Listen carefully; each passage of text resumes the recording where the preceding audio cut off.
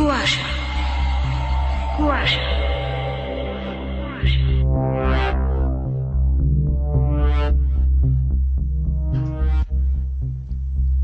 স্বাগত বন্ধুরা কুয়াশার রাতে, সাথে আছি শারমিন। আর শুনছে বিসি রেডিও এফএম 89.2। অনেক প্রতীক্ষার পর শুরু হয়ে গেছে আপনাদের প্রিয় অনুষ্ঠান কুয়াশা। আর আজকেও একইভাবে আমাদের গল্প এগোবে, অর্থাৎ প্রথম ঘন্টায় শুনবো আমরা একটি গল্প যেটা পড়ে শোনাবে সেতু। আজকে একটি গল্প রয়েছে, একটি দারুণ গল্প রয়েছে সত্যজিৎ রায়ের। আর পরের ঘন্টায় আমরা চলে যাব কুয়াশার মূল কাহিনীতে। আজকে আমাদের গল্প সত্যজিৎ রায়ের লেখা ব্রাউন সাহেবের বাড়ি, পড়ে শোনাবে সেতু। গল্পের প্রথম অংশ শুনবো এখন, দ্বিতীয় অংশ শুনবো ছোট্ট একটা বিরতি নিয়ে।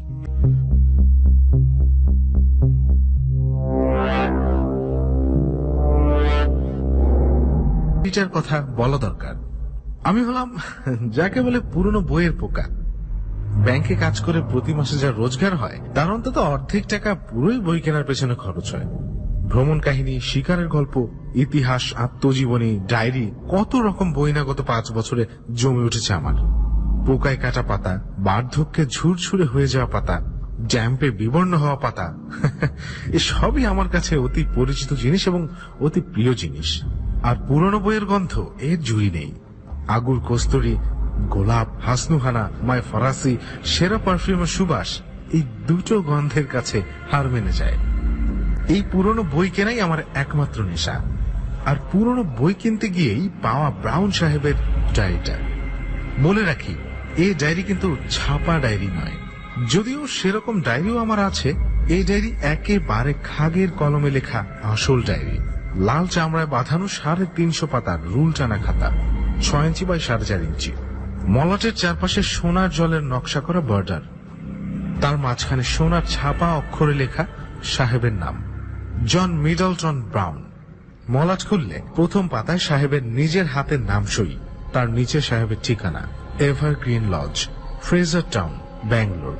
আর তার নিচে লেখা জানুয়ারি 1858। অর্থাৎ এই ডায়েরির বয়স হল 113। এই ব্রাউন সাহেবের নাম লেখা অন্য আরো খান কতক বইয়ের সঙ্গে ছিল এই লাল চামড়ায় বাঁধানো খাতাটা। নাম করা বইয়ের তুলনায় দাম খুবই কম। মকবুল চাইলে 20, আমি বললাম 10। শেষটায় 12 টাকার বিনিময়ে বইটা আমার সম্পত্তি হয়ে গেল। ব্রাউন যদি নাম করা কেউ হতেন তাহলে এই বইয়ের দাম 1000 টাকা হতে পারত। ডায়েরিটাতে তখনকার দিনের ভারতবর্ষের সাহেবদের দৈনন্দিন জীবনের বাইরে আর কিছু জানতে পাবো এমন আশা আমি করিনি। সত্যি বলতে প্রথম শখানেক পাতা পড়ে তার বেশি আমি পাইওনি। ব্রাউন সাহেবের পেশা ছিল স্কুল মাস্টারি। ব্যাঙ্গালোরের কোন এক স্কুলে শিক্ষকতা করতেন। সাহেব নিজের কথাই বেশি লিখেছেন, মাঝে মাঝে ব্যাঙ্গালোর শহরের বর্ণনা করেছেন। এক জায়গায় তখনকার বড় লাটের গিন্নি লেডি ক্যানিংয়ের ব্যাঙ্গালোরে আসার ঘটনা বলেছেন। ব্যাঙ্গালোরের ফুল, ফল, গাছপালা এবং তার নিজের বাগানের কথাও বলেছেন। এক এক জায়গায় আবার ইংল্যান্ডের সাসেক্স অঞ্চলে তার পৈতৃক বাড়ি আর তার পেছনে ফেলে আসা আত্মীয় স্বজনের কথা বলেছেন। তার স্ত্রী এলিজাবেথের কথাও বলা আছে, কিন্তু তার স্ত্রী কয়েক বছর আগেই মারা গেছে। সবচেয়ে ইন্টারেস্টিং ব্যাপার হচ্ছে সাইমন নামে কোন এক ব্যক্তির বারংবার উল্লেখ। এই সাইমন যে কে ছিলেন, তার ছেলে না ভাই না ভাগ্নে না বন্ধু না কি, সেটা বোঝার কোনো উপায় ডায়েরিতে নেই। তবে সাইমনের প্রতি ব্রাউন সাহেবের যে একটা গভীর টান ছিল সেটা বুঝতে কোনো অসুবিধা হয় না। সাইমনের বুদ্ধি, সাইমনের সাহস, সাইমনের রাগ, অভিমান, দুষ্টমি, খামখেয়ালিপনা ইত্যাদির কথা বারবার আছে ডায়েরিতে। সাইমন অমুক চেয়ারটায় বসতে ভালোবাসে, আজ সাইমনের শরীরটা ভালো নেই, সাইমনকে আজ সারাদিন দেখতে পাইনি বলে মন খারাপ, এই ধরনের সব খুঁটিনাটি খবরও আছে। আর আছে সাইমনের মর্মান্তিক মৃত্যুর খবর। 22শে সেপ্টেম্বর সন্ধ্যা 7:30 নাগাদ বজ্রাঘাতে সাইমনের মৃত্যু হয়। পরদিন ভোরবেলা ব্রাউন সাহেবের বাগানে একটা বাজে ঝলসে যাওয়া ইউক্যালিপটাস গাছের পাশে সাইমনের মৃতদেহ পাওয়া যায়।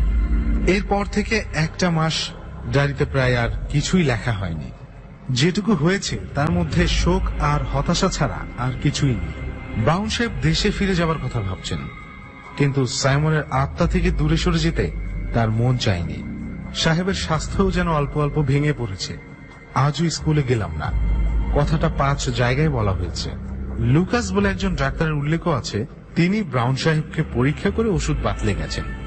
তারপর হঠাৎ 2রা নভেম্বর ডায়েরিতে এক আশ্চর্য ঘটনার উল্লেখ, এবং এই ঘটনাই আমার কাছে ডায়েরির মূল্য 1000 গুণ বাড়িয়ে দিয়েছে। ব্রাউন সাহেব এই ঘটনাটা লিখেছেন রোজকার নীলের বদলে লাল কালিতে। তাতে বলছেন, আমি বাংলায় অনুবাদ করছি, আজ এক অভাবনীয় আশ্চর্য ঘটনা। আমি বিকালে লালবাগে গিয়েছিলাম গাছপালার সান্নিধ্যে আমার মনটাকে একটু শান্ত করবার জন্য। সন্ধ্যা 7:30 নাগাদ বাড়ি ফিরে বৈঠকখানায় ঢুকেই দেখি সাইমন ফায়ার প্লেসের পাশে তার প্রিয় হাই ব্যাকড চেয়ারটাতে বসে আছে। সাইমন, সত্যিই সাইমন। আমি তো দেখে আনন্দে আত্মহারা। আর শুধু যে বসে আছে তা নয়, সে এক দৃষ্টে আমারই দিকে তাকিয়ে আছে তার স্নেহ মাখা চোখ দুটো দিয়ে। এদিকে ঘরে বাতিও নেই। আমার ফাঁকিবাজ খানসামা টমাস এখনো বাতি জ্বালেনি। তাই সাইমনকে আর একটু ভালো করে দেখব বলে আমি পকেট থেকে দেশলাইটা বার করলাম। কাঠি বার করে বাক্সের গায়ে ঘষতেই আলো জ্বলে উঠল। কিন্তু কি আফসোস, এই কয়েক মুহূর্তের মধ্যেই সাইমন উধাও। অবশ্য সাইমনকে যে কোনোদিন আবার দেখতে পাবো সেটাও তো আশা করিনি। এইভাবে ভূত অবস্থায়ও যদি মাঝে মধ্যে সে দেখা দিয়ে যায়, তাহলে আমার মন থেকে সব দুঃখ দূর হয়ে যাবে। সত্যি আজ এক অপূর্ব আনন্দের দিন। সাইমন মরে গিয়েও আমাকে ভোলেনি, এমনকি তার প্রিয় চেয়ারটিকেও সে ভোলেনি। দোহাই সাইমন, মাঝে মাঝে দেখা দিও। আর কিছু চাই না আমি তোমার কাছে। এইটুকু পেলেই আমি বাকি জীবনটা শান্তিতে কাটাতে পারবো। এরপর ডায়েরি আর বেশি দিন চলেনি। যেটুকু আছে তার মধ্যে কোনো দুঃখেরও ছাপ নেই, কারণ সাইমনের সঙ্গে এরপর তার প্রতিদিনই একবার করে দেখা হয়েছে। সাইমনের ভূত সাহেবকে হতাশ করেনি। কিন্তু এখন কথা হচ্ছে ব্রাউন সাহেবের এই বাড়ি, ব্যাঙ্গালোরের ফ্রেজার টাউনের এভারগ্রিন লজ, এখনো আছে কি? আর সেখানে এখনো সন্ধ্যাকালে সাইমন সাহেবের ভূতের আগমন ঘটে কি? আর সে ভূত কি অচেনা লোককে দেখা দেয়? আমি যদি সে বাড়িতে গিয়ে একটা সন্ধ্যা কাটাই, তাহলে সাইমনের ভূতকে দেখতে পাবো কি? ব্যাঙ্গালোরে এসে অনেককে প্রথম দিন এসব কিছুই বলিনি। সে আমাকে তার অ্যাম্বাসেডর গাড়িতে করে সমস্ত ব্যাঙ্গালোর শহর ঘুরিয়ে দেখিয়েছে, এমনকি ফ্রেজার টাউনও। ব্যাঙ্গালোর সত্যিই খুব সুন্দর জায়গা, তাই শহরটা সম্বন্ধে উচ্ছ্বাস প্রকাশ করতে আমার কোনো মিথ্যার আশ্রয় নিতে হয়নি। শুধু সুন্দর নয়, কলকাতার পর এমন একটা শান্ত কোলাহল শূন্য শহরকে প্রায় একটা অবাস্তব স্বপ্নরাজ্যের মতো মনে হয়। দ্বিতীয় দিন ছিল রবিবার। সকালে অনেকের বাগানের রঙিন ছাতার তলায় বসে চা খেতে খেতে প্রথম ব্রাউন সাহেবের প্রসঙ্গটা তুললাম।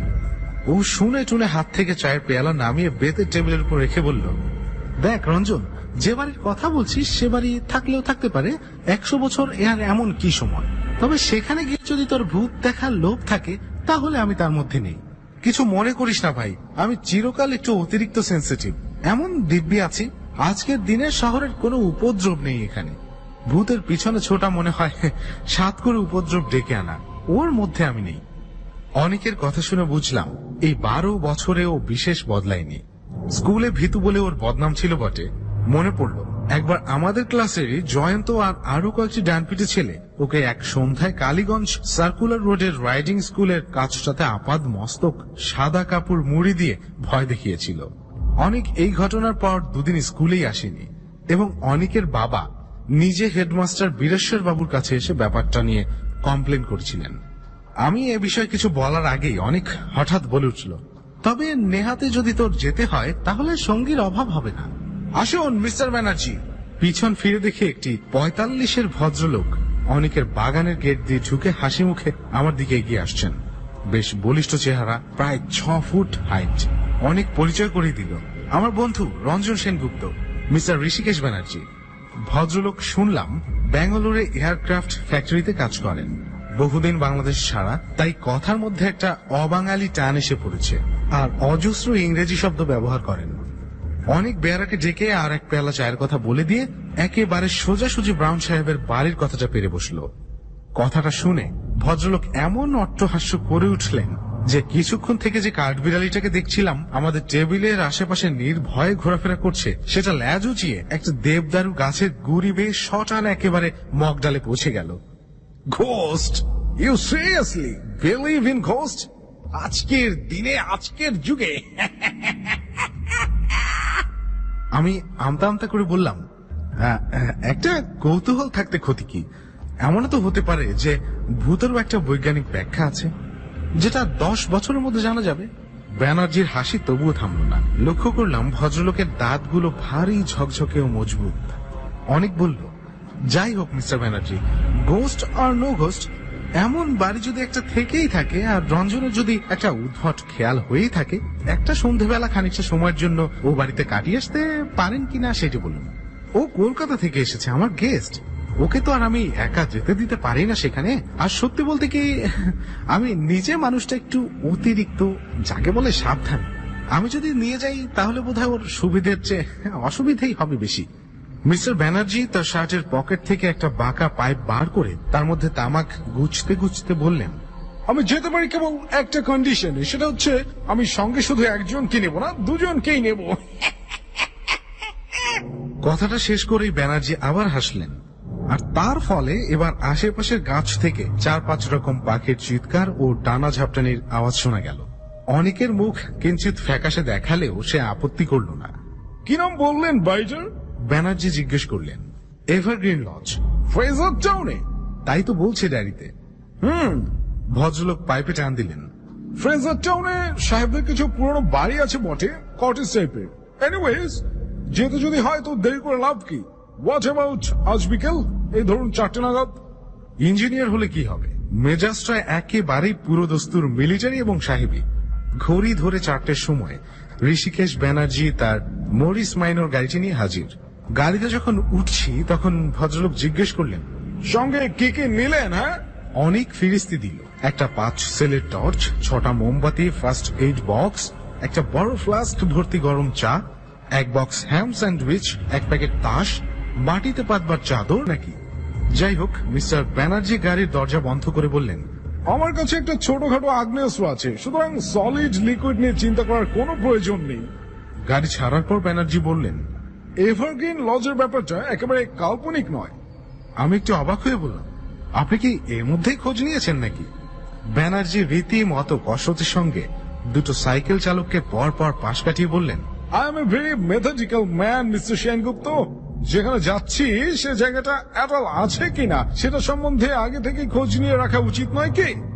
ওদিকটায় শ্রীনিবাস দেশমুখ থাকেন, আমরা একসঙ্গে গলফ খেলি, অনেক দিনের আলাপ। সকালে এখান থেকে ওর বাড়িতে গেছিলাম, ওই বলল এভারগ্রিন লজ বলে একটা দোতলা কটেজ নাকি প্রায় 50 বছর ধরে খালি পড়ে আছে। বাড়ির বাইরের বাগানে বছর 10 আগে পর্যন্ত লোকে পিকনিক করতে যেত, এখন আর যায় না। খুব নিরিবিলি জায়গায় বাড়িটা। আগেও নাকি একটা না বেশি দিন কেউ এই বাড়িতে থাকেনি, তবে হন্টেড হাউস বলে কেউ কোনোদিন অপবাদ দেয়নি বাড়িটার। বাড়ির ফার্নিচার সব বহুদিন আগেই নিলাম হয়ে গেছে। তার কিছু নাকি কর্নেল মার্সার বাড়িতে আছে, রিটায়ার্ড আর্মি অফিসার। তিনিও ফ্রেজার টাউনেই থাকতেন। সব শুনে টুনে, বুঝছেন মিস্টার সেনগুপ্ত, মনে হচ্ছে আমাদের ওই পিকনিক জাতীয় কিছু একটা করে ফেরত আসতে হবে। অনেকেন্দ্র, তাসটা এনে ভালোই করেছো। ব্যাঙ্গালোরের পরিষ্কার প্রশস্ত রাস্তা দিয়ে গাড়ি করে যেতে যেতে বারবারই মনে হচ্ছিল যে শহরটা এতই অভূতুড়ে যে এখানে একটা হানাবাড়ির অস্তিত্ব কল্পনা করাই কঠিন। কিন্তু তারপরে আবারও মনে পড়ে যাচ্ছিল ব্রাউন সাহেবের ডায়েরির কথা। লোকে নেহাত পাগল না হলে ডায়েরিতে আজগুবি কথা বানিয়ে লিখবেন কেন? সাইমনের ভূত ব্রাউন নিজে দেখেছেন, একবার নয় অনেকবার। সে ভূতকে আমাদের জন্য একবার দেখা দেবে না?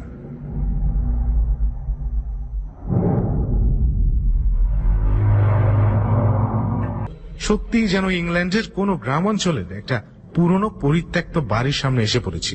কটেজের সামনেই ছিল বাগান, সেখানে ফুলের কেয়ারির বদলে এখন শুধু ঘাস আর আগাছা। একটা ছোট্ট কাঠের গেট, যাকে ইংরেজিতে বলে উইকেট। সেই গেটের গায়ে একটা ফলকে খোদাই করে এখনো লেখা রয়েছে এভারগ্রিন লজ। তবে কোন চড়ুইভাতি দলেরই কেউ রসিকতা করে এভারগ্রিন কথাটার আগে একটা এন জুড়ে দিয়ে সেটাকে নেভার গ্রিন করে দিয়েছে। আমরা গেট দিয়ে ঢুকে বাড়ির দিকে এগোলাম। চারিদিকে অজস্র গাছপালা, ইউক্যালিপটাসটাও গোটা তিনেক রয়েছে দেখলাম। আর যা গাছ আছে তার অনেকগুলোরই নাম আমার জানা নেই, চোখেও দেখিনি এর আগে কখনো। ব্যাঙ্গালোরের জলমাটির নাকি এমনই গুণ যে সেখানে যে কোনো দেশের যে কোনো গাছই বেঁচে থাকে। কটেজের সামনে একটা টালির ছাউনি দেয়া পোর্টিকো, তার বাঁকা থামগুলো বেয়ে লতা উঠেছে উপর দিকে। ছাউনির অনেক টালিই নেই, ফলে ফাঁকা দিয়ে আকাশ দেখা যায়। সামনের দরজার একটা পাল্লা ভেঙে কাত হয়ে আছে। বাড়ির সামনের দিকে দরজা জানালার কাজ অধিকাংশই ভাঙা। দেয়ালের উপর শ্যাওলা ধরে এমন অবস্থা হয়েছে যে বাড়ির আসল রংটা যে কি ছিল তা বোঝার উপায় আর নেই। দরজা দিয়ে বাড়ির ভিতরে ঢুকলাম আমরা। ঝুঁকেই একটা প্যাসেজ, পেছন দিকে একটা ভাঙা দরজার ভেতর দিয়ে একটা ঘর দেখা যাচ্ছে। আমাদের ডাইনে বায়েও ঘর, ডাইনেরটাই বেশি বড় বলে মনে হয়।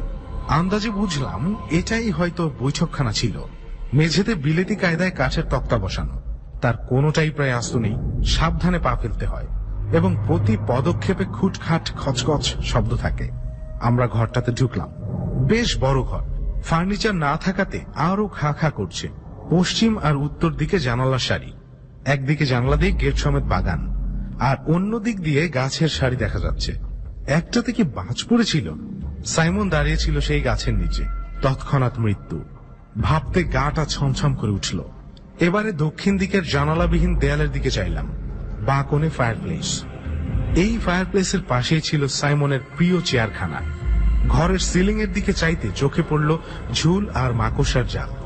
এককালে সুদৃশ্য এভারগ্রিন লজের অবস্থা এখন খুবই শোচনীয়। মিস্টার ব্যানার্জি প্রথম দিকে লা লা লা লা করে বিলেতি সুর ভাবছিলেন, এখন নতুন করে পাইপ ধরিয়ে বললেন, কি খেলা আসে আপনাদের? ব্রিজ না পোকার না রামি? অনেক হাতের জিনিসপত্র মেঝেতে সাজিয়ে চাদরটা বিছিয়ে মাটিতে বসতে যাচ্ছিল। এমন সময় একটা শব্দ কানে এলো। অন্য কোনো ঘরে কেউ জুতা পায়ে হাঁটছে। অনেকের দিকে চেয়ে দেখলাম সে ফ্যাকাশে হয়ে গেছে। পায়ের শব্দটা থামলো। মিস্টার ব্যানার্জি হঠাৎ মুখ থেকে পাইপটা নামিয়ে নিয়ে বাজ খাই গলায় চেঁচিয়ে উঠলেন, ইজ এনিবডি দেয়ার? সঙ্গে সঙ্গে আমরা তিনজনে প্যাসেজের দিকে এগুলাম। অনেক আলতো করে আমার কোটের আস্তিনটা ধরে নিয়েছে। এবার জুতোর শব্দটা আবার শুরু হলো। আমরা বাইরের প্যাসেজে গিয়ে পড়তেই ডান দিকের ঘরটা থেকে একটি ভদ্রলোক বেরিয়ে এসে সামনে আমাদের দেখে থমকে দাঁড়িয়ে পড়লেন। লোকটি ভারতীয়, মুখ ভর্তি খোঁচা খোঁচা দাড়িগোপ সত্ত্বেও তিনি যে ভদ্র এবং শিক্ষিত তাতে কোনো সন্দেহ নেই। ভদ্রলোক বললেন, হ্যালো। আমরা কি বলবো ঠিক বুঝতে পারছি না। এমন সময় আগন্তুক নিজেই আমাদের কৌতূহল নিবৃত্ত করলেন। আমার নাম Venkatesh, I M A painter. আপনারা কি এ বাড়ির মালিক না খদ্দের? ব্যানার্জি হেসে বললেন, দুটোর কোনোটাই না, আমরা এমনি ঘুরতে ঘুরতে এসে পড়েছি। I see. আমি ভাবছিলাম এই বাড়িটা যদি পাওয়া যেত তাহলে আমার কাজের জন্য একটা স্টুডিও হতে পারত। ভাঙাচোরায় আমার আপত্তি নেই।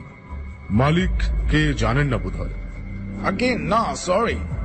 ব্যানার্জি বললেন, তবে আপনি কর্নেল মার্সারের ওখানে খোঁজ করে দেখতে পারেন। সামনের রাস্তা ধরে বাঁদিকে চলে যাবেন, মিনিট 5 হাঁটা পথ। Thank you. বলে মিস্টার ভেঙ্কটেশ বেরিয়ে গেলেন। গেট খোলা এবং বন্ধ করার শব্দ পাবার পর ব্যানার্জি আবার তার অট্টহাসি হেসে বললেন, মিস্টার সেনগুপ্ত, ইনি নিশ্চয়ই আপনার সাইমন বা ওই জাতীয় কোনো ভূতটুত নন? আমি হেসে বললাম, সবে তো 5:15, এর মধ্যে আপনি ভূতের আশা করেন কি করে? আর ইনি ভূত হলে 19বিংশ শতাব্দীর নিশ্চয়ই নন, কারণ তাহলে পোশাকটা অন্যরকম হতো। আমরা ইতিমধ্যে বৈঠকখানায় ফিরে এসেছি। অনেক মাটিতে পাতা চাদরের উপর বসে বলল, মিথ্যা কল্পনার প্রশ্রয় দিয়ে নার্ভাসনেস বাড়ানো, তার চেয়ে তার শোক। আগে মোমবাতি খান কতক জ্বালাও দেখি, বললেন ব্যানার্জি। এখানে বড় ঝপ করে সন্ধ্যা নামে। দুটো মোমবাতি জ্বালিয়ে কাঠের মেঝেতে দাঁড় করিয়ে ফ্লাস্কের ঝাঁকনিতে কফি ঢেলে তিনজনে পালা করে খেয়ে নিলাম। একটা কথা আমার কিছুক্ষণ থেকে মনে আসছিল, সেটা না বলে পারলাম না। ভূতের নেশা যে আমার ঘাড়ে কিভাবে চেপেছে সেটা আমার এই কথা থেকেই বোঝা যাবে। ব্যানার্জিকে উদ্দেশ্য করে বললাম, আপনি বলছিলেন কর্নেল মার্সার এ বাড়ির ফার্নিচার কিছু কিনেছিলেন। তিনি যদি এতই কাছে থাকেন তাহলে তার বাড়িতে গিয়ে একটা জিনিসের খোঁজ করে আনা যায় কি? কি জিনিস? ব্যানার্জি প্রশ্ন করলেন। একটা বিশেষ ধরনের হাই ব্যাকড চেয়ার।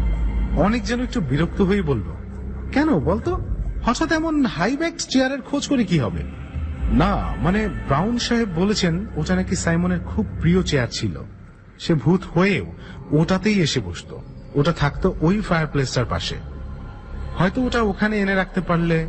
অনেক বাধা দিয়ে বলল, তুই ব্যানার্জি সাহেবের ওই মরিস গাড়িতে করে হাইব্যাক চেয়ার নিয়ে আসবি নাকি আমরা তিনজনে ওটাকে কাঁধে করে আনবো? তোর কি মাথা খারাপ হয়েছে? ব্যানার্জি এবার হাত তুলে আমাদের দুজনকে থামিয়ে দিয়ে বললেন, কর্নেল মার্সার যা কিনেছেন তার মধ্যে ওরকম চেয়ার নেই, এটা আমি জানি। তার বাড়িতে আমার যথেষ্ট যাতায়াত আছে, ওটা থাকলে আমার চোখে পড়তো। আমি যদ্দূর জানি উনি কিনেছিলেন দুটো বুক কেস, দুটো অয়েল পেইন্টিং, খানকতক ফুলদানি আর সেলফে সাজিয়ে রাখার জন্য গুটি কতক শখের জিনিস, যাকে আর্ট অবজেক্টস বলে। আমি দমে গেলাম। অনেক তাস বার করে শাফল করতে আরম্ভ করেছে। ব্যানার্জি বললেন, রামেই হোক, আর এসব খেলা ভালো জমে যদি পয়সা দিয়ে খেলা যায়। আপনাদের আপত্তি আছে নাকি? বললাম, মোটেই না। তবে আমি ব্যাংকের সামান্য চাকুরে, বেশি হারাবার সামর্থ্য আমার নেই। বাইরে দিনের আলো ম্লান হয়ে এসেছে। আমরা খেলায় মন দিলাম। আমার তাসের ভাগ্য কোনোদিনও ভালো না। আজও তার ব্যতিক্রম লক্ষ্য করলাম না। আমি জানি অনেক মনে মনে নার্ভাস হয়ে আছে, সুতরাং সে জিতলে পর আমি অন্তত একটু নিশ্চিন্ত হতাম। কিন্তু তারও কোনো লক্ষণ দেখলাম না। কপাল ভালো একমাত্র মিস্টার ব্যানার্জি। গুনগুন করে বিলিতি সুর ভাবছেন আর দানের পর দান জিতছেন। খেলতে খেলতে নিস্তব্ধতার মধ্যে একবার একটা বেড়ালের ডাক শুনলাম। তার ফলে আমার মনটা আরো যেন একটু দমে গেল। হানাবাড়িতে বেড়ালেরও থাকা উচিত নয়। কথাটা বলাতে ব্যানার্জি হেসে উঠলেন। But it was A black cat. ওই প্যাসেজ দিয়ে হেঁটে গেল। ব্ল্যাক ক্যাট তো ভূতের সঙ্গে যায় ভালোই, তাই না? খেলা চলতে থাকলো। বেশ কিছুক্ষণের মধ্যে একবার মাত্র একটা অজানা পাখির কর্কশ ডাক ছাড়া আর কোনো শব্দ, দৃশ্য বা ঘটনা আমাদের একাগ্রতায় বাধা পড়তে দেয়নি। ঘড়িতে 6:30। বাইরের আলো নেই বললেই চলে। আমি একটু ভালো তাস পেয়ে পরপর দুবার জিতেছি। আর এক রাউন্ড রামি হয়ে গেছে এর মধ্যে। এমন সময় হঠাৎ একটা অস্বাভাবিক শব্দ কানে এলো। কে যেন বাইরের দরজায় টোকা মারছে। আমাদের তিনজনেরই হাত তাস শুদ্ধ নিচে নেমে এলো। ব্যানার্জি তদন্ত করার জন্য তড়াক করে উঠে পড়লেন। আমি খপ করে ভদ্রলোকের প্যান্টটা ধরে চাপা গলায় বললাম, একা যাবেন না। তিনজনে একসঙ্গে ঘর থেকে বেরোলাম। প্যাসেজে এসে বাঁ দিকে চাইতেই দেখলাম দরজার বাইরে একজন লোক দাঁড়িয়ে আছে। তার পরনে স্যুট ও হাতে একটা লাঠি। অন্ধকারে তাকে চেনার কোনো উপায় নেই। অনেক আবার আমার আস্তিন চেপে ধরল, এবার আরো জোরে। ওর অবস্থা দেখেই বোধ হয় আমার মনে আপনা থেকে একটা সাহসের ভাব এলো। ব্যানার্জি ইতিমধ্যে আরো কয়েক পা এগিয়ে গিয়ে হঠাৎ চেঁচিয়ে উঠলেন, ও হ্যালো ডক্টর লার্কিন, আপনি এখানে? এবার আমিও প্রৌঢ় সাহেবটিকে বেশ ভালোভাবে দেখতে পেলাম।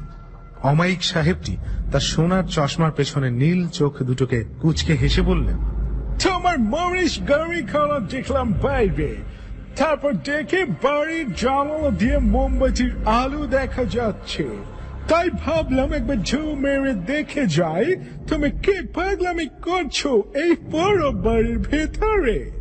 ব্যানার্জি হেসে বললেন, আমার এই যুবক বন্ধু দুটোর একটু উদ্ভট ধরনের অ্যাডভেঞ্চারের শখ। বললো এভারগ্রিন লজে বসে তারা তাস খেলবে, তাই আর কি। Very good, very good. যুবা বয়সটাই তো এ ধরনের পাগলামির সময়। আমরা বুড়োরাই কেবল নিজেদের বাড়ির কৌচে বসে রোমান্থন করি। Well well, have a good time. Larkin সাহেব হাত তুলে গুড বাই করে লাঠি ঠক ঠক করতে করতে চলে গেলেন। আর সঙ্গে সঙ্গে দ্বিতীয়বার ভূত দেখার আশা পরিত্যাগ করতে হলো। কি আর করি, আবার তাসে মনোনিবেশ করলাম। প্রথম দিকে প্রায় 4.5 টাকার মতো হারছিলাম। গত আধ ঘন্টায় তার খানিকটা ফিরে পেয়েছি। সাইমনের ভূত না দেখলেও শেষ পর্যন্ত তাসে কিছু জিতে বাড়ি ফিরতে পারলেও আজকের আউটিংটা কিছুটা সার্থক হয়। ঘড়ির দিকে মাঝে মাঝেই চোখটা চলে যাচ্ছিল। আসল ঘটনাটা কখন ঘটেছিল তার টাইম আমার জানা আছে। ব্রাউন সাহেবের ডায়েরি থেকে জেনেছিলাম যে সন্ধ্যার এই সময়টাতেই বাজ পড়ে সাইমনের মৃত্যু হয়। আমি তাস বাড়ছি, মিস্টার ব্যানার্জি তার পাইপে আগুন ধরাচ্ছেন। অনেক সবে মাত্র স্যান্ডউইচ খাবার মতলবে প্যাকেটটাতে হাত লাগিয়েছে। এমন সময় তার চোখের চাহনিটা মুহূর্তের মধ্যে বদলে গিয়ে সঙ্গে সঙ্গে তার সমস্ত অঙ্গ প্রত্যঙ্গ আড়ষ্ট হয়ে গেল। তার দৃষ্টি দরজার বাইরে প্যাসেজের দিকে। বাকি দুজনের চোখও স্বভাবতই সেদিকে চলে গেল।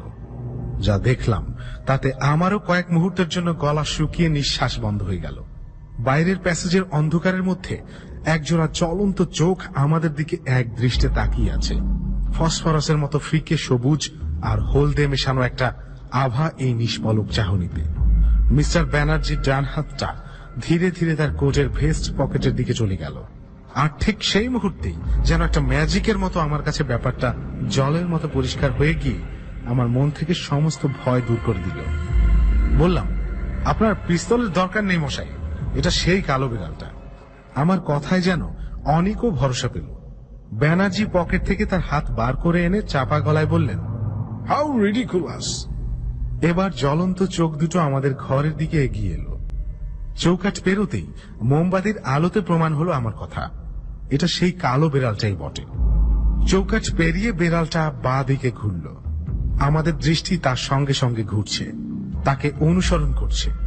এবারে আমাদের তিনজনের গলা দিয়ে একসঙ্গে একটা শব্দ বেরিয়ে পড়ল। আচমকা বিস্ময়ের ফলে যে শব্দ আপনা থেকেই মানুষের মুখ থেকে বেরোয়, সেই শব্দ। এই শব্দের কারণ আর কিছুই না, আমরা যতক্ষণ তন্ময় হয়ে তাস খেলছিলাম তারই ফাঁকে কিভাবে কোত্থেকে জানি একটা গাঢ় লাল মখমলে মোড়া হাই ব্যাকড চেয়ার এসে ফায়ারপ্লেসের পাশে তার জায়গা করে নিয়েছে। অমাবস্যার রাতের অন্ধকারের মতো কালো বেড়ালটা চেয়ারটার দিকে নিঃশব্দে এগিয়ে গেল। তারপর এক মুহূর্ত সেটার সামনে দাঁড়িয়ে একটা নিঃশব্দ লাফে সেটার উপর উঠে কুণ্ডলি পাকিয়ে শুয়ে পড়ল। আর সেই মুহূর্তে একটা অদ্ভুত শব্দ শুনে আমার রক্ত হিম হয়ে গেল। কোন এক অশরীরী বৃদ্ধের খিলখিলে হাসির ফাঁকে বারবার উচ্চারিত হচ্ছে, সাইমন, সাইমন।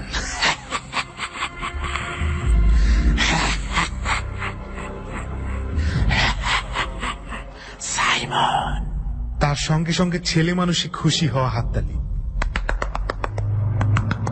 সাইমন। একটা আর্তনাদ শুনে বুঝলাম অনেক অজ্ঞান হয়ে গেছে। আর মিস্টার ব্যানার্জি তিনি অনেককে কোল পাচা করে তুলে ঊর্ধ্ব শ্বাসে প্যাসেজের দরজার দিকে ছুটছেন। আমিও আর থাকতে পারলাম না। তাস, মোমবাতি, ফ্লাস্ক, চাদর, স্যান্ডউইচ সব পরে রইল। দরজা পেরিয়ে মাঠ, মাঠ পেরিয়ে গেট, গেট পেরিয়ে ব্যানার্জির মরিস মাইনর। ভাগ্য ভালো ব্যাঙ্গালোরের রাস্তায় লোক চলাচল কম, নইলে আজ একটি মাত্র পাগলা গাড়ির পাগলা ছুটে কটা লোক যে জখম হতে পারত তা ভাবলেই গায়ে কাটা দেয়। অনেকের জ্ঞান গাড়িতেই ফিরে এসেছিল, কিন্তু তার মুখে কোনো কথা নেই। প্রথম কথা বললেন মিস্টার ব্যানার্জি।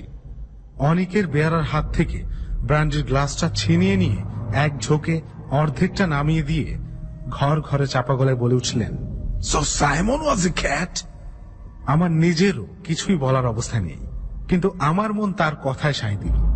সত্যি ব্রাউন সাহেবের বুদ্ধিমান, খামখেয়ালি, অভিমানী, অনুগত আদরের সাইমন, যার মৃত্যু হয় বজ্রাঘাতে আজ থেকে 113 বছর আগে।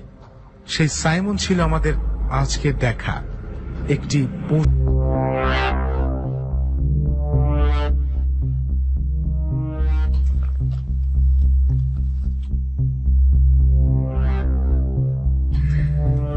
বন্ধুরা, আমরা এতক্ষণ শুনছিলাম সত্যজিৎ রায়ের লেখা গল্প ব্রাউন সাহেবের বাড়ি, যেটা পড়ে শুনিয়েছে সেতু। আজকের কাহিনী লিখেছেন রুম্পা, সৈয়দ ফারজানা জামান রুম্পা, আর নাট্যরূপও দিয়েছেন রুম্পা, এবং নাট্যাংশ বা অভিনয়াংশ পরিচালনা করেছেন শেগুফতা আবিদ শাড়ি, আর সাউন্ডে ছিলেন খালেদ। তো ঠিক আছে, আমরা শুরু করি আজকে কুয়াশার মূল কাহিনী।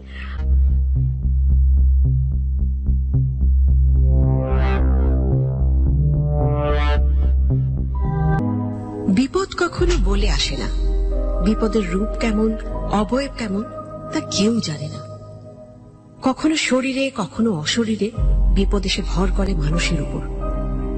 কখনো তা কাটে, আবার কখনো কাটেও না। আর যদি বিপদটা হয় অশরীরে, তাহলে ভুগতেই হবে, কারণ কায়ার পিছু ছাড়ানো যায় না মোটেই। দেখা যাক আজকের কুয়াশার গল্পে ছায়া কায়ার এই জটিল সমীকরণের কোনো সমাধান মেলে কিনা। শুনতে থাকুন কুয়াশা মনোযোগ দিয়ে, আর দেখুন আপনার পেছনেও কোনো অশরীরে এসে দাঁড়িয়েছে কিনা।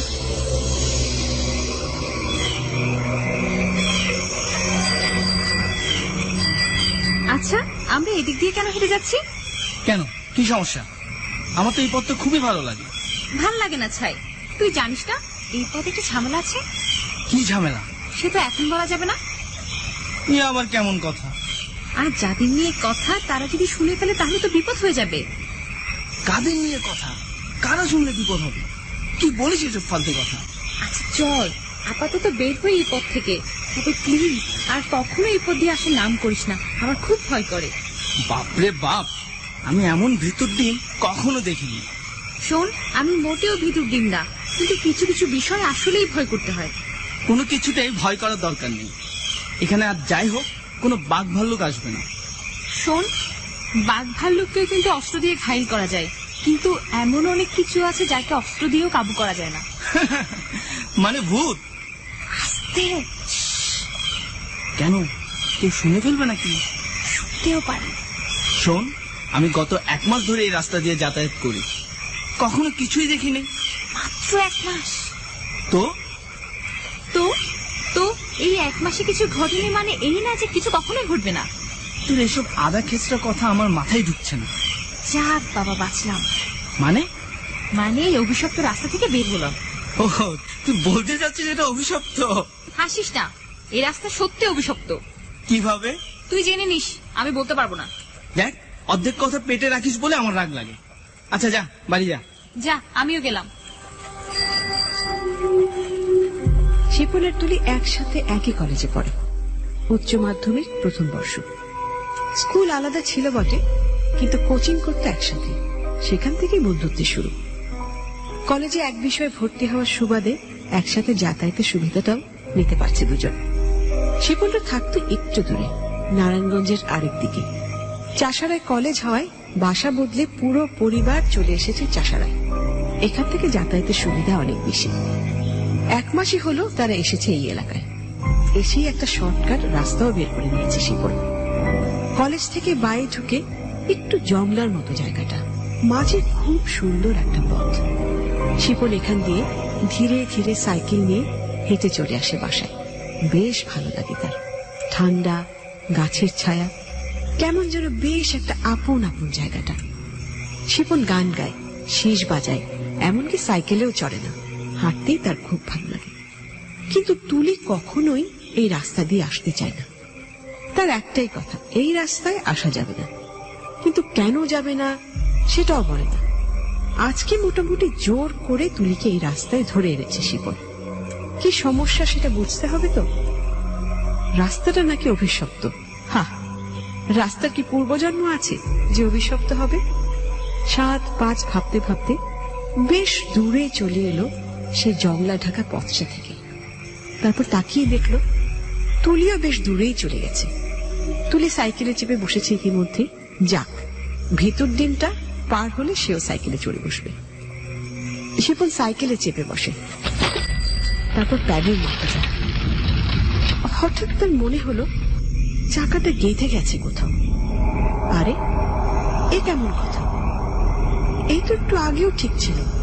আশ্চর্য তো।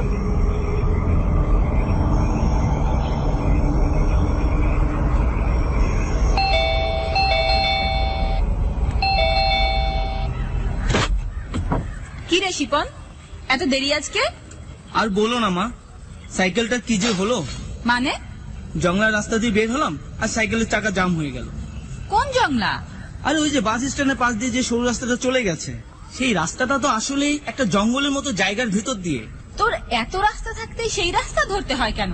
আশ্চর্য, তোকে না বলেছি সোজা রাস্তা ধরে আসতে। মা, ওটা একদম শর্টকাট। তাই বলে তুই একা একা? একা না মা, তুলি থাকে আমার সাথে।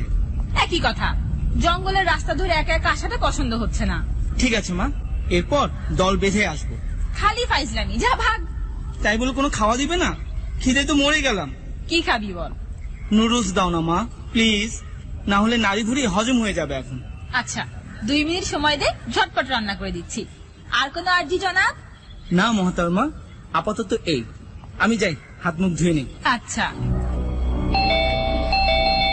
শিপন, বাথরুমে যাবার আগে একটু দরজাটা খুলে যা, কে যেন এসেছে। আচ্ছা মা। শিপন হন্তদন্ত হয়ে ওয়াশরুমের দিকে যাচ্ছিল। মায়ের কথা শুনে ফের ঘুরে দাঁড়ায়। সাধারণত কলেজ থেকে ফেরে 4টার দিকে, এখন বাজে 5টা 20। এ সময় কি আসলো? কি আজব, কারোরই আসার কথা না। এই এলাকায় আসার পর থেকে সব নিয়ম কেমন যেন উল্টো পাল্টা হয়ে যাচ্ছে।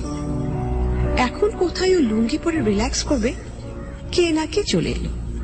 হ্যাঁ, এই যুগের ছেলে হলেও শিপনের লুঙ্গি পোশাকটা খুব পছন্দের। শিপন দুষ্টুমি করে বলে, ম্যানুয়াল এসি হলো এই লুঙ্গি। অত্যন্ত ত্যক্ত বিরক্ত হয়ে শিপন দরজার কাছে যায়। তারপর দরজাটা খোলে। এ কি, এ নাকি বড্ড অপছন্দ তার। পাশের বাড়ির আন্টি, এই আন্টির কাজই হলো এ বাড়ি ও বাড়ি গিয়ে পরচর্চা করা। নিশ্চয়ই এসেছে কোনো না কোনো বাড়ির নামে কোনো কথা বলতে। আগের এলাকায় এমন প্রতিবেশী একদম ছিল না। কত ভালো ছিলেন বেবি খালা, রোজ বিকেলে ভাজাভুজি নিয়ে হাজির হতেন। আর এই একজন, তিনি হাজির হন কথার ঝুলি নিয়ে। কি আর করা, এসেই যখন পড়েছেন এখন তো বসাতেই হবে। শিপন আন্টিকে ঘরে বসালো, এরপর কোনো মতে পালিয়ে ওয়াশরুমের দিকে চলে গেল। আর আন্টি খুলে বসলো তার গল্পের ঝাঁপি। আরে ভাবি, রান্নাঘরে এলেন কেন এই গরমে? আমি আসছি। কি যে বলেন ভাবি, আপনার রান্নাঘর তো আমারও রান্নাঘর। আমি কি রান্না করি না? কি আর গরম বলেন। না মানে বলছিলাম কষ্ট করে দাঁড়াবেন। ধ্যাত ভাবি, এত ফর্মালিটি করবেন না তো। আমরা তো আপনার লোক, আপনার রান্না করা খাবার আমার ঘরে যাবে, আমার রান্না আপনার টেবিলে থাকবে, এটাই তো নিয়ম। জি অবশ্যই। তা অবেলায় কি রাখছেন? এই ছেলে একটু নুডলস খাওয়ার বায়না করলো। ও মা, এখন আমরা তো বিকালের নাস্তা আরো দেরি করে খাই। না না, কলেজ থেকে এলো তো। এত বেলা করে? ও আর মলি মানে আমার মেয়ে, ওরা তো এক কলেজেই পড়ে। আমার মেয়ে তো 4:30 নাগাদ বাসায় চলে আসে। আড্ডাবাজি করতে কড়া নিষেধ আমার। মেয়েটাও আমাকে অনেক ভয় পায়। না ঠিক আড্ডাবাজি করেনি, সাইকেলে যায় তো, সাইকেলের চাকা দেবে গিয়েছিল। উমা, কি অলক্ষণের কথা। তা মলির কাছে শুনলাম আপনার ছেলে নাকি জংলা রাস্তা ধরে আসে। হ্যাঁ, ওটা তো শর্টকাট। কি বলছেন ভাবি, আপনারা দেখি কিছুই জানেন না। ওটা শর্টকাট না গো, অভিশাপ পুরো। আজকালকার দিনে কি সব বলছেন? না গো ভাবি, ভুল বলছি না।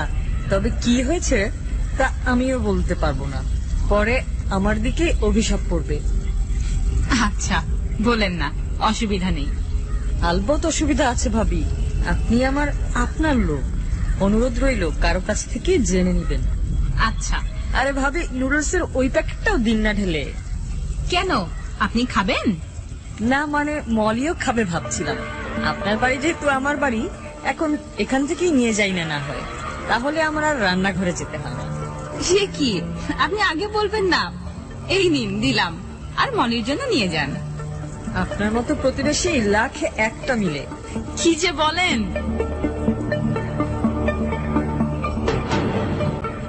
এক বাটি নুডলস নিয়ে চলে এলেন আন্টি। এবার ঘর থেকে বের হলো শিপন। যাক বাবা, ওনার সামনে লুঙ্গি পরে আসতে হলো না। শিপন সোজা গিয়ে খাবার টেবিলে বসলো, চেয়ারে এক পা উঠিয়ে। এটা তার আরাম করে খাওয়ার প্রিয় পোজ। শিপনরা দুজনেই থাকে এই বাসায়। বাবা কাজ করেন মধ্যপ্রাচ্যে, বোনটা পড়ে কিলোনা বিশ্ববিদ্যালয়ে। বয়সের তুলনায় শিপনের গ্রোথ বেশ ভালো। ধ্যার ধেরে লম্বা, প্রায় 6 ফিট। আর লুকিয়ে ছাপিয়ে ব্যায়াম করে, তাই হাতের মাসলগুলো ফুলছে। টি শার্ট ছাপিয়ে মাঝে মাঝে মাসলগুলো মাকে জানিয়ে দেয় ছেলে বড় হচ্ছে এবং সচেতন হচ্ছে। মাও খুশি, অন্তত নেশা ফেশার দিকে না যেয়ে তার ছেলেটা সচেতন হচ্ছে ধীরে ধীরে, এটাই বড় কথা। শিপনকে টেবিলে বসতে দেখে আরেক বাটি নুডলস নিয়ে আসে শিপনের মা। ছেলের সামনে দিয়ে বসলেন। কি নিয়ে গেল? আর কি, নুডলস মলের জন্য। উনি নিজে বানাতে পারে না? গত পরশু পেঁয়াজু নিয়ে গেল, তার আগে হালুয়া। থাক বাবা, অত হিসেব করে লাভ নেই। উনি যে মুখে বলো ওনার বাসা আমাদের বাসা, কই মা, নিজে থেকে তো তোমার জন্য কিছুই আনলো না। আমার মনে হয় উনি রান্না করতে পছন্দ করেন না, তাই। কি জানি মা, আমার ওনাকে দেখলেই যেন কেমন লাগে।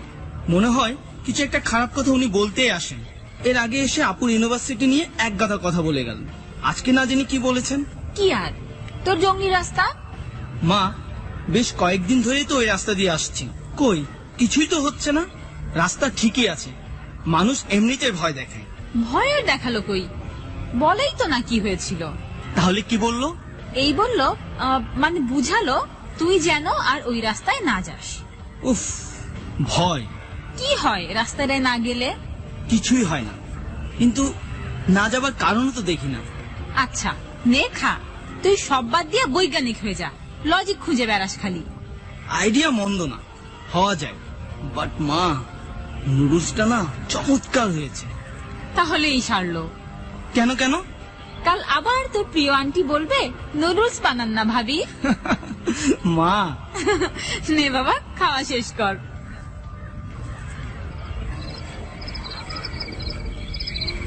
রাতে শিপন ঘুমায় পেছনের ঘরের দিকে।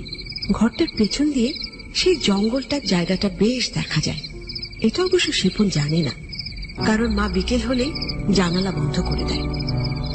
আর শিপন জানালাটা খোলে না এখানে আসার পর থেকে। কিন্তু আজ কেমন যেন গরম লাগছে শিপনের। শিপন ভাবে, ফ্যানের স্পিড এভাবে কমে গেল কেন, নাকি আজকে গরমটা একটু বেশি। শিপন কিছুই বুঝে উঠতে পারে না। একবার ভাবে মাকে ডাকবে কিনা। মা ঘুমায় একেবারে সামনের রুমে, সো মাকে ডাকার প্রয়োজন নেই। শিপন বিছানা থেকে উঠে ভাবে, একটা জানালা অন্তত খুলে দিই। চোখ ডলতে ডলতে জানালার কাছে যায় শিপন। জানালাটা বেশ বড়, পুরনো লোহার গারদ দেয়া। ধীরে আচ্ছা, ক্লাস শেষ করে হাঁটা দিলি, একসাথে যাবি না? একসাথে যাব যদি ওই পথে না যাস। তুলি, তুই এখনো ভয় পাস? ভয় পাই না দোষ, ভয় পেতে হয়। এই এলাকায় সবাই জানে ওই পথে দোষ আছে। কেমন দোষ? ওই পথে যাওয়ার সময় কাউকে পছন্দ হয়ে গেলে অভিশাপটা তার উপর পড়ে। কিসের অভিশাপ? সে আমি বলতে পারবো না, বাট অভিশাপ একটা আছে। দেখ, এসব ভাষা ভাষা কথা আমার একদম পছন্দ না। বললে ঠিক মতো বলবি, আর না হলে না। আজাইরা মানুষকে ভয় দেখানো কোনো মানে হয় না। আজরাইলের না দোষ, আসলে এখানে কিছু প্রচলিত মিথ আছে যেগুলো মুখে মুখে ছড়িয়েছে, কিন্তু কেউ এর সঠিক লজিক দিতে পারবে না। যেমন আমি যতটুকু জানি ততটুকুই বললাম, এর থেকে বেশি কিচ্ছু জানি না। আচ্ছা চল যাই, আজকে অন্তত ওই পথ দিয়ে। না রে শিপন, তোরা তো এলাকায় নতুন এসেছিস, তাই কিচ্ছু জানিস না। আমি যাব না, মা জানলে আমাকে আস্ত রাখবে না। ঠিক আছে যা, আজ তোর কথা মতো তোর রাস্তা দিয়ে যাবো। হলো? বেশ হলো। শিপন আর তুলি হাঁটতে হাঁটতে সাইকেলের কাছে এলো। সাইকেলের তালা খুলে চেপে বসলো তাতে। পাশাপাশি চালাচ্ছে দুজন। এলো সেই মোড়, যে মোড় থেকে জংলার রাস্তা আর অন্য রাস্তা আলাদা হয়ে যায়। শিপনের চোখ পড়ে রইল সেই জংলার দিকে, আর ওদিকে সেই চার পেয়ে ছায়াটা কিভাবে যেন চলে এলো তুলির মাথার উপর। হুশ করে একটা ঠান্ডা বাতাসের ঝাপটা লাগলো তুলির ঘরে। তুলি চমকে যায়, বুঝতে পারে না কিছুই, কিন্তু পেছনে তাকায়ও না। চলছে সে নিজের মতো। এমন সময় সাইকেলের চেইনটা সজোরে আটকে গেল। তুলির পা গেল আটকে। মনে হলো পায়ের রগে যেন ভীষণ টান লেগেছে। ওহ মাগো বলে একটা তীব্র চিৎকার দিয়ে তুলি পড়ে যায় মাটিতে। কিছু বুঝে ওঠার আগে তুলির পা মুচকে গেল। শিপন ঘুরে তাকায়। জংলার মোহ লাগা চোখে হঠাৎ দেখে তুলি মাটিতে পড়ে আছে। শিপন সাইকেল থামিয়ে দৌড়ে আসে তুলির কাছে। একই অবস্থা। ছুটে আসে কলেজের আরো কয়েকজন। সবাই মিলে তারপর ওকে হাসপাতালে নিয়ে যায়। কিং কর্তব্য বিমূঢ় শিপন বাসার পথে ফিরতে থাকে হাসপাতাল থেকে।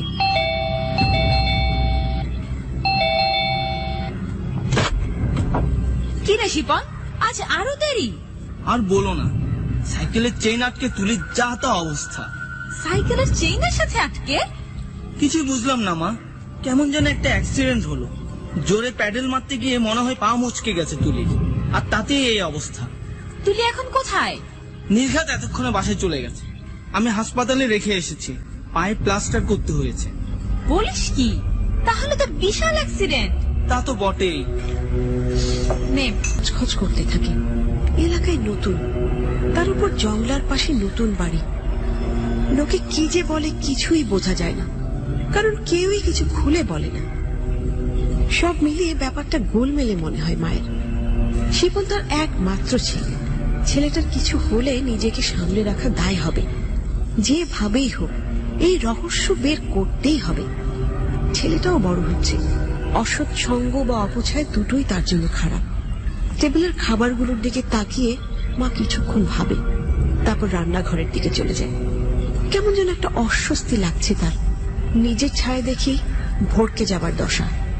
এই যে এখন যেমন দেয়ালে নিজের ছায়া পড়েছে, তাতেই তার অস্বস্তি লাগছে। মা টেবিল গুছিয়ে প্লেটগুলো এক হাতে নেন, তারপর রান্নাঘরের দিকে যায়। ছায়াও তার সাথে সাথে যায়। কিন্তু তার ছায়াতে যে ছায়াটা এতক্ষণ বসেছিল, সে কিন্তু নড়ে না। সে যেন গেঁথে আছে দেয়ালের সাথে, নীরব দৃষ্টিতে দেখছে মাকে। সেই চার পেয়ে ছায়া। ছায়াটা ভয়ঙ্কর রকমের কালো। কিন্তু চোখগুলো টকটকে লাল। মনে হচ্ছে কেউ যেন আগুন লাগিয়ে দিয়েছে ওই চোখে। মা দেখলে ঠিক বুঝে যেতেন যে আশঙ্কার কথা তিনি ভাবছেন তা ইতিমধ্যে ভর করেছে তার ঘরে। কে জানে কি চায় এই ছায়া।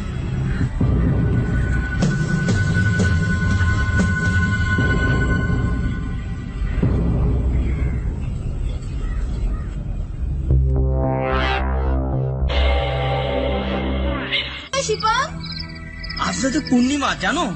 এসব পূর্ণিমার খবর আমি রাখি না। বাজার দর বল, হর করে বলে দিতে পারবো। মা, কি যে বলো না।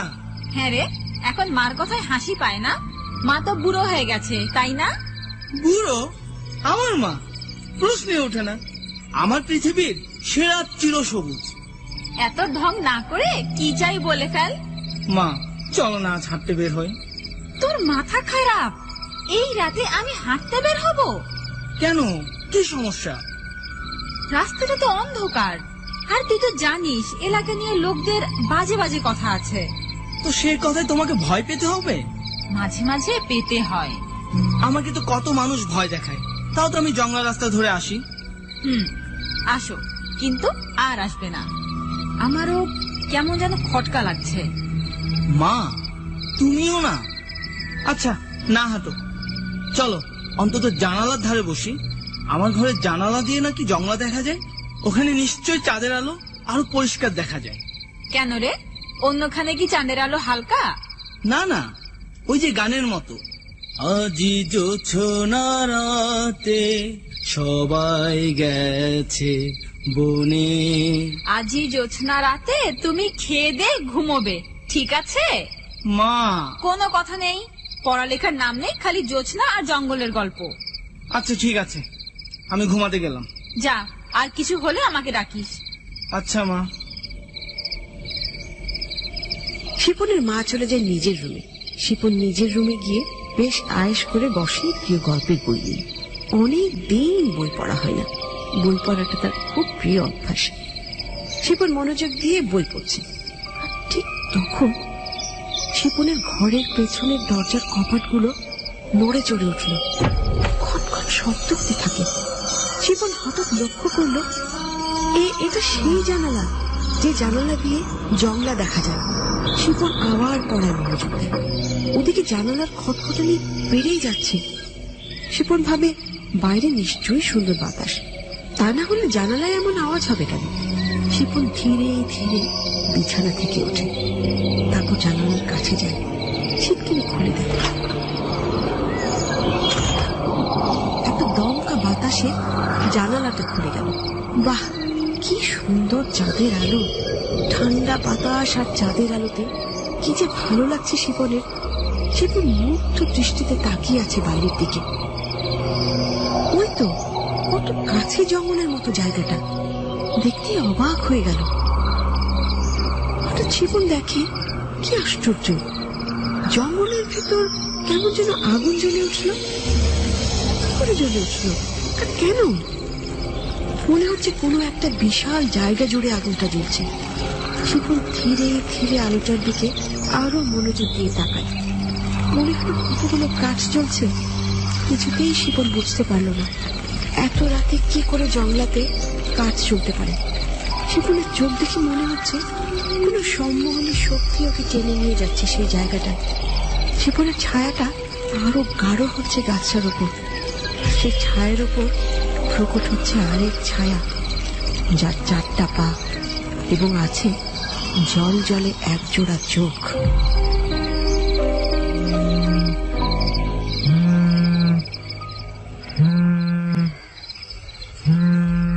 হ্যালো, তুলি আছে? শিপন, আমি তুলি বলছি। কিরে, তোর পায়ের অবস্থা কি? আর বলিস না, পায়ের লিগামেন্ট নাকি ছিঁড়ে গেছে। এ কি করে সম্ভব? একেবারে লিগামেন্ট? সে তো আমিও কিছু বুঝতে পারছি না রে। খেললি না, দৌড়াইলি না, লিগামেন্ট কি করেছে রে? জানি না দোস্ত, মা বলছে জংলা ভূতের নজর পড়েছে।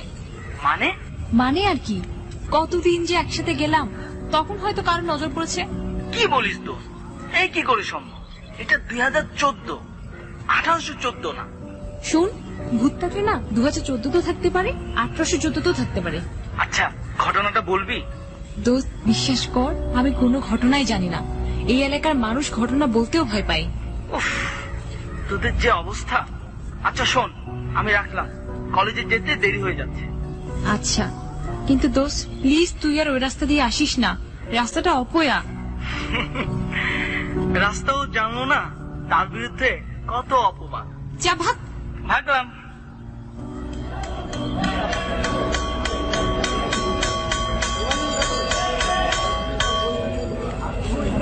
ক্লাস শেষের ঘন্টা বাজলো। শিপন ব্যাগ গোছাতে গোছাতে কেটে গেল বেশ কিছু সময়। ক্লাসরুমটা বেশ ফাঁকা। শিপন ব্যাগ গুছিয়ে বের হতেই তার সঙ্গী হলো আরেকজন, সেই ছায়া। শিপনের মাথার উপর কালো মেঘের মতো ভর করে উড়ে যাচ্ছে শিপনের সঙ্গী করে। শিপন ব্যাগ কাঁধে এসে দাঁড়ায় রাস্তার ধারে, যেখান থেকে দুটি পথ দুদিকে যায়। একবার ভাবলো মেইন রাস্তা দিয়ে যায়, কিন্তু জঙ্গলার দিকে তাকাতেই মনে হলো না থাক, আজ না হয় জঙ্গলা দিয়েই যাই, শর্টকাট রাস্তা বলে কথা। শিপন হাঁটা শুরু করলো রাস্তা ধরে, জঙ্গলার রাস্তা। হাঁটতে হাঁটতে বেশ খানিকটা ভেতরে চলে গেল শিপন। বাহ, এর আগে তো কখনো এমন মনে হয়নি শিপনের। রাস্তাটা তো ভারী সুন্দর। আসলে তখন তুলির সাথে গল্প করতো বলেই হয়তো রাস্তার দিকে খেয়াল থাকতো না তার। শিপন দেখে জঙ্গলার ভিতর কেমন যেন ফাঁকা জায়গা, এটাও আগে চোখে পড়েনি। শিপন ধীর পায়ে হেঁটে যেতে থাকে সেদিকে, রাস্তা ছেড়ে বনের মাঝ দিয়ে। দেখে কেমন যেন কয়েকটা জায়গা একটু উঁচু উঁচু। শিপন আরো কাছে যায়, আরো কাছে। উমা, এগুলো তো কবর। খ্রিস্টীয় ধর্মীয় অনুসারীদের কবর দেখা যাচ্ছে অনেকগুলো। শুধু তাই নয়, কবরের পাশে আবার বিশাল জায়গা জুড়ে পোড়া দাগ, মনে হয় কিছু পোড়ানো হয়েছে। শিপন ভাবে, আচ্ছা কালকে রাতে পোড়ানোর চিহ্ন না তো? শিপন আরো কাছে যেতে চায়। 3-4টে কবর, আবার একটা বেশ ছোট। আহারে, নিশ্চয়ই কোনো ছোট বাচ্চার। কিন্তু এত কাটা গাছ, পায়ে লাগতেই পায়ের একটা জায়গা ছড়ে গেল। আর ঠিক তখন নড়ে চড়ে উঠল উপরের কালো ছায়াটা। চোখ জল জলে হয়ে উঠল আবার। শিপনের পায়ের চামড়া ছড়ে একটু রক্ত গিয়ে পড়লো কবরের উপর, সেই শিশুটার কবরের উপর। বেশ কিছু জায়গা লাল হয়ে গেল। শিপন কিছুই দেখল না এসবে, শুধু ব্যথাটা বেড়ে গেল বেশ। তারপর মোহ ভাঙার মতো অবস্থা হতে সাইকেলে উঠে লম্বা টান দিল বাসার দিকে, আর পেছনে কবরগুলো নড়ে চড়ে উঠল।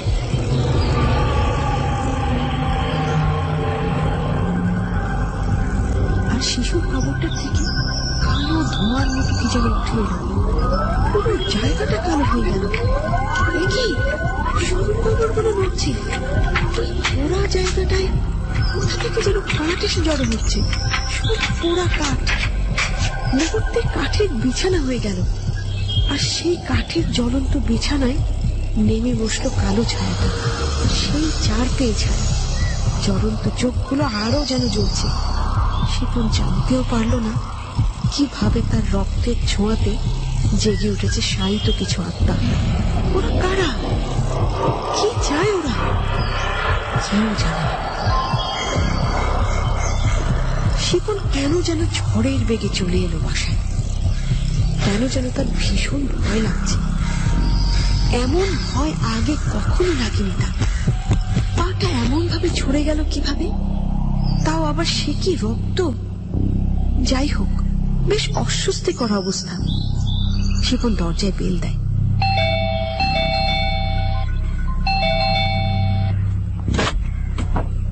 কি রে শিপন, আজ এত জলদি? আজ সাইকেলটা জোরে চালিয়ে আসলাম মা।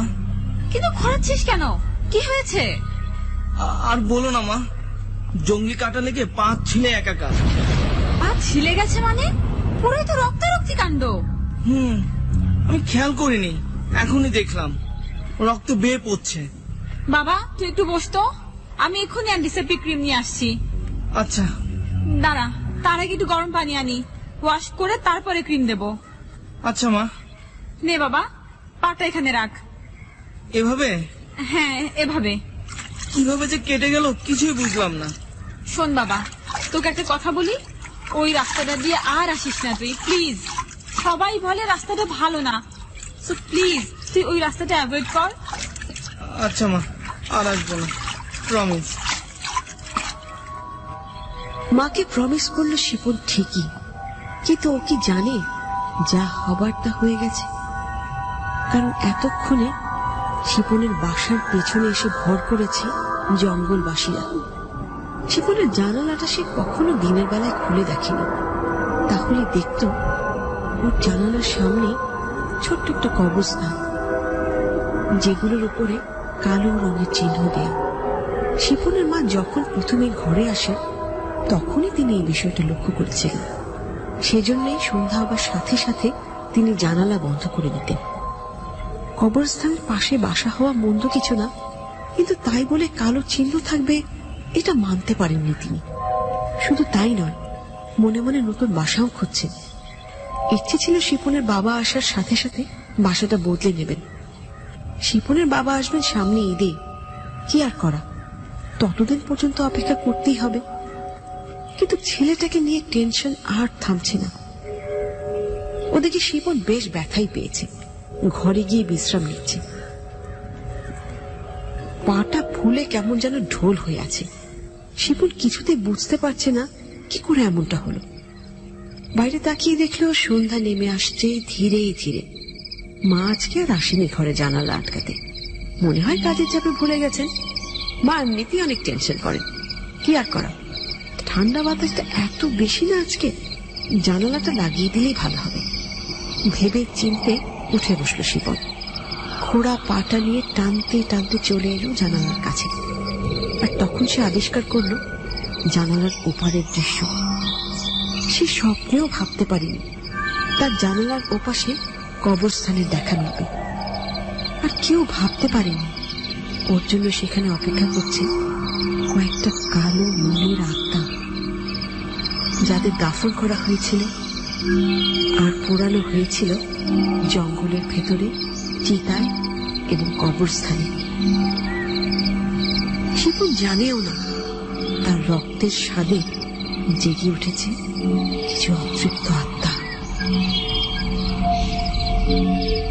শিপন তাকিয়ে আছে সামনের দিকে, আর তার জানালার সামনে যে কবরস্থান তাকেও দেখতে পাচ্ছে 4-5 জন কালো পোশাক পরা মানুষ, যা আসলেই মানুষ। মানুষগুলো নিজেদের মাঝে কথা বলছে। আজ থেকে তোদের নিস্তার নয়, নিস্তার নাই, নিস্তার নাই। আমরা যা চেয়েছিলাম তা আমাদের দেয়নি। মনে রেখো, এরা নিজেদের ধর্ম পালন করে, কিন্তু আমাদের ধর্ম পালন করতে দেয় না। আজ থেকে 100 বছর আগে ওদের জন্য আমাদের হত্যা করা হয়েছে। আজ আমরা এর প্রতিশোধ নেব। ওই মানুষের বাচ্চা যারা ধর্ম পালন নিয়ে হইচই করে, তার রক্তে আমরা ছড়িয়ে দিব আমাদের বিষ। তারপর দেখব কে আমাদের ঠেকায়। আমাদের কেউ ঠেকাতে পারেনি। রাজা বয়েশ্বর, তার ছেলেকে আমরা বশ করেছি। আমাদের সাথেই তাকে জ্যান্ত পুঁতে ফেলা হয়েছে এই জঙ্গলের। আমরা আজ জেগে উঠেছি আবার। অর্ধেক চন্দ্রের রাতে আমরা আবার মেতে উঠব শয়তানের পূজা, শয়তানের পূজা, শয়তানের পূজা। চলো সবাইকে জাগিয়ে দিই। চলো।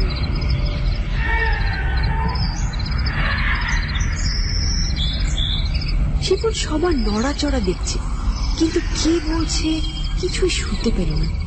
শিপন তাকিয়ে আছে কবরগুলোর দিকে। শিপনের চোখ ছানা বড়া হয়ে যায়, দেখে সামনের কবরগুলো নড়ছে। সবগুলো কবরের ওপরে কালো দাগওয়ালা চিহ্নগুলো বাতাসে ভেসে বেড়ায়, আর কবরের ওপরের অংশ ধীরে ধীরে আলগা হতে লাগলো। শিপন ভয়ে চিৎকার দিয়ে ওঠে, কিন্তু গলা দিয়ে শব্দটা জোরে বের হলো না, কেমন যেন আটকে গেছে। মাও শুনতে পেল না, কারণ ওদিকে মাকে গভীর ঘুমে আটকে রেখেছে সেই 4 পেয়ে ছায়াটা।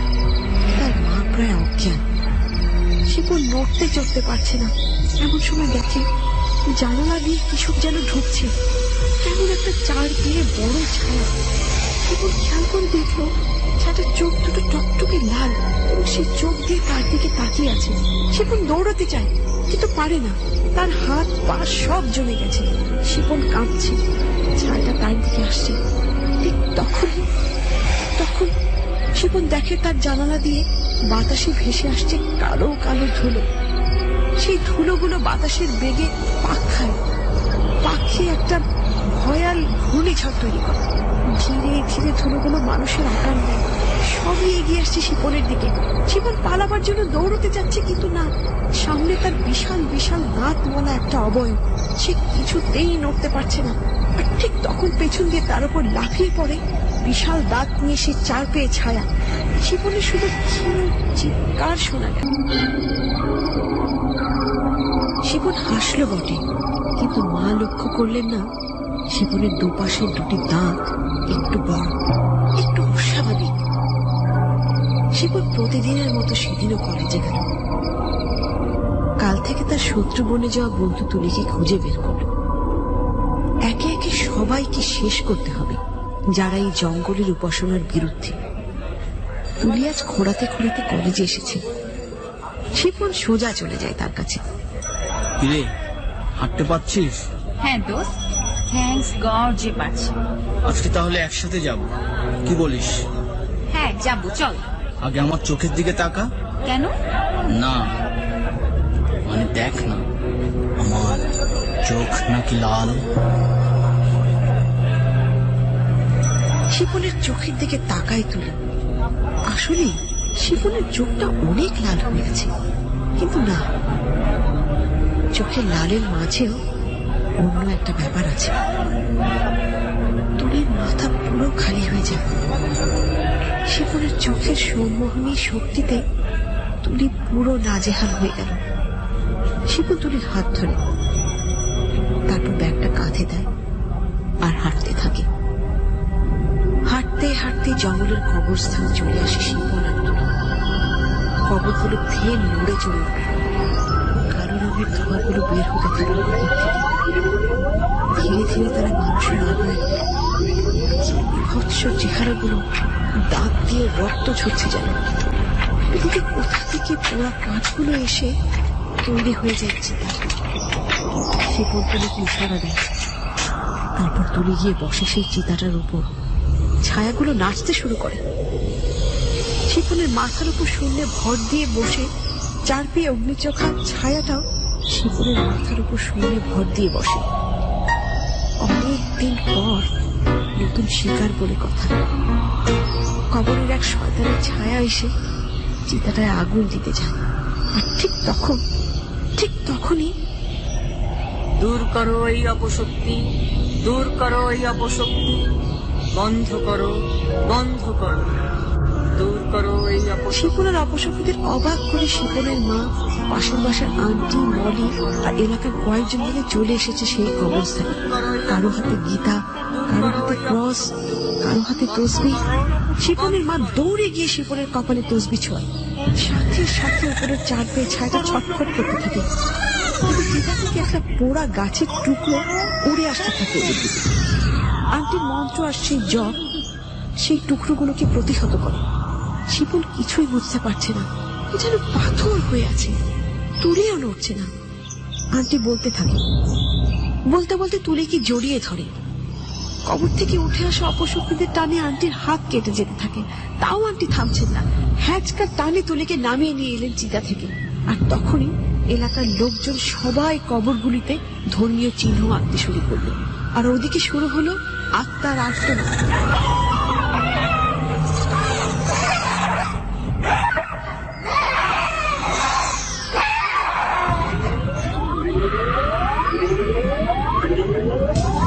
তারপর কালো ধোঁয়া আবার আত্মারে ঢুকে গেল কবরে, আর স্বস্তি পেল এলাকার লোকজন। আর ওদিকে জ্ঞান হারালো শিপন এবং তুলি। ভাবি, আসলে আমি বারবার আসতাম আপনাদের দেখতে। মানে হলো এই এলাকার এই জঙ্গলটা অভিশপ্ত। প্রায় 100 বছর আগে এই জঙ্গলের পাশে রাজা গয়েশ্বরের রাজবাড়ি ছিল। রাজা পুরোহিত গোপনে শয়তানের পুজো করত, এটা কেউ জানতো না। একবার পুজোর জন্য তাজা রক্তের দরকার হলো, তখন পুরোহিত রাজার ছেলেকে উপাসনার কাজে সামিল করে। বলছেন কি? জি ভাবি, এরপর একদিন পুজোর সময় ওরা ধরা পড়ে। রাজা গয়েশ্বর সবাইকে কবর চাপা দিয়ে দেয়, এমনকি নিজের ছেলেকে চিতায় পুড়িয়ে মারে এই জঙ্গলের বুকে। কিন্তু আমার ছেলে কেন? ওরা যুগ যুগ ধরে গয়েশ্বরের ছেলের বয়সী তাজা রক্তের সন্ধান করে। আপনার ছেলের অতিরিক্ত কৌতূহল ওকে বিপদে ঠেলেছে। কিন্তু আপনি কি করে জানলেন তুলিকে নিয়ে শিপন জঙ্গলে গেছে? মলি দেখেছে, মলি এসে জানায়। আর আমরা এলাকার লোকেরা আগে থেকেই এটা বুঝতে পারছিলাম। রোজ রাত্রে কবরস্থানে একটা আলো দেখা যাচ্ছিল। ভাবি, কি বলে যে ধন্যবাদ জানাবো? কিছু বলতে হবে না, আপাতত আপনারা আমার বাসায় থাকেন, আর পাশের ফ্ল্যাট খালি হলে সেখানে উঠে যান আগামী মাসেই। এ বাসায় না থাকাই ভালো। ঠিক আছে ভাবি। এই তো শিপন চলে এসেছে। কেমন লাগছে বাবা? অনেক ভালো আন্টি। আপনারা মা ছেলে গল্প করেন, আমি মলিকে পড়তে বসাই। আসি। আন্টি বিদায় নিয়ে চলে যায়। স্বস্তির শ্বাস ফেলে মা। শিপনের জন্য দুধ বানাতে রান্নাঘরে যায়। ছেলেটার উপর দিয়ে অনেক ঝক্কি গেল। আর ওদিকে শিপন বসে আছে। ওর ঘাড়ের পেছনে কেমন যেন কিছু ঘন লোম জেগে উঠেছে। লোমগুলো শিপনের ঘাড়ের কামড়ের দাগ ঢেকে ফেলে। শিপন কিছুই টের পেল না, শুধু তার চোখের মনি কিছু সময়ের জন্য লাল হয়ে গেল, একেবারে আগুনের মতো টকটকে লাল।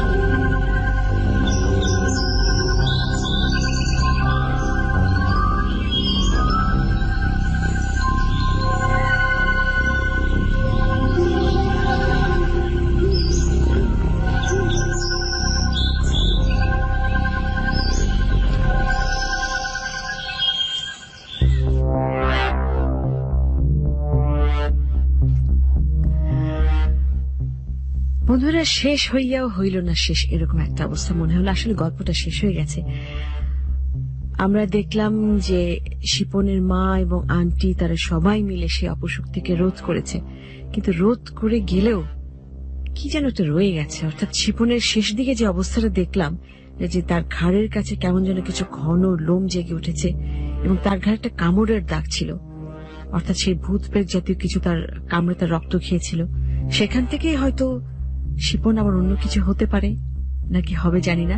আমরা চেষ্টা করব, বা আমাদের যে স্ক্রিপ্ট লিখেছেন রুম্পা, হয়তোবা সামনের কোনো পর্বে আবারও শিপনকে নিয়ে হাজির হতেও পারে। কিন্তু আজকে গল্প এখানেই শেষ। আমরা কুয়াশার মূল কাহিনী যা একটু আগে শেষ হয়ে গেল, এবং আমি যেটা বলছিলাম যে শেষ হইয়াও হইল না শেষ। আশা করছি রুম্পা হয়তোবা আগামীতে এটির পরের পর্ব একবার নিয়ে আসবে।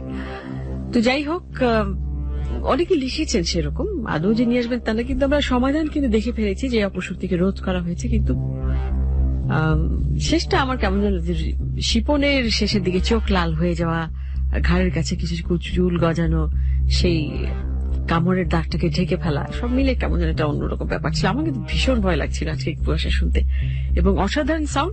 যাই হোক, আবারও জানিয়ে দিচ্ছি আজকে কুয়াশার কাহিনী এবং নাট্যরূপ দিয়েছেন সৈয়দা রুম্পা ফারজানা জামান, আর অভিনয়াংশ বা নাট্যাংশ পরিচালনা করেছেন শেগুফতা আবেদ শাড়ি, আর সাউন্ডে ছিলেন অসাধারণ যে সাউন্ড শুনতে পাচ্ছেন সেটা তৈরি করেছেন আমাদের সাউন্ড এডিটর খালিদ।